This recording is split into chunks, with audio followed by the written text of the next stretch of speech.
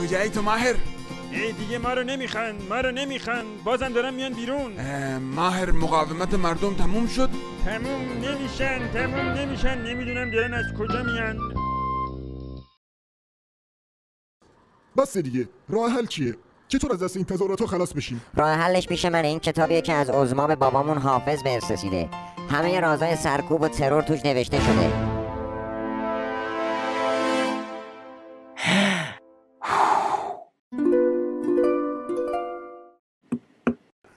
اولا گفتگو با مردم، بالکل منتفیه. دوما به کارگیری ماشین‌های آبپاش. این مردم تاثیر نداره. سوما به کارگیری گلوله‌های پلاستیکی. برو سراغ بعدی. چهارما به کارگیری گلوله‌ها و مهمات جنگی.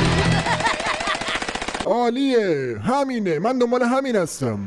جزار جون ببین، باید یه کاری بکنی، اونم اینه که پول مهمات از طریق مالیات از خود مردم بگیریم. پشتیبانی مالی با من. ماهر بجم، برو لباس شخصی ها رو جمع و جور کن، اونا رو ببر توی شهر.